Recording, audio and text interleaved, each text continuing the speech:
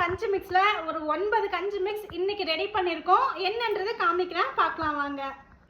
So இதுதான் அந்த 9 பொருளுமே 1.5 கிலோ மட்டும்தான் போட்டிருக்கோம். ஏன்னா இன்றைக்கி இதை வந்து ஃபஸ்ட் டைம் ரெடி பண்ணியிருக்கோம்.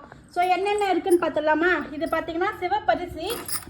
இதனுடைய பதம் பார்த்திங்கன்னா இந்த மாதிரி குருணை பதம். கஞ்சி மிக்ஸ் எல்லாமே இந்த ஸ்ட்ரக்சரில் தான் போட்டிருக்கோம். அப்போ தான் வாயில் கொஞ்சம் மென்று சாப்பிட்றதுக்கு டேஸ்ட் வைஸ் ரொம்ப அற்புதமாக இருக்கும்.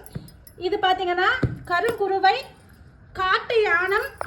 இது வந்து முளைக்கட்டிய கம்பு.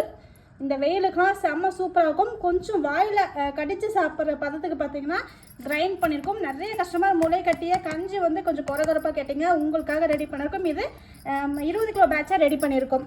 அடுத்து இது என்னன்னு பார்த்தீங்கன்னா 60 குருவை கஞ்சி. எல்லாமே பார்த்திங்கன்னா குறகுறப்பாக இருக்கும். இந்த ஸ்ட்ரக்சரில் இருக்கிறப்போ உங்களுக்கு சாப்பிட்றதுக்கு ரொம்ப நல்லாயிருக்கும். ரொம்ப நைஸாக இருந்துச்சுன்னா மண் மாதிரி டேஸ்ட்டாக இருக்காது.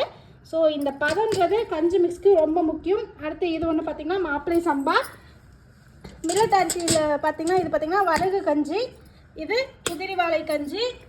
அந்த இது பார்த்திங்கன்னா திணை. சாமை வந்து ரெடி பண்ணணும், ஆனால் சாமையில் முளைக்கட்டிய கோதுமை ஆட் பண்ணணும். கோதுமை இன்னும் முளைக்கட்டலன்றதுனால அது பெண்டிங்.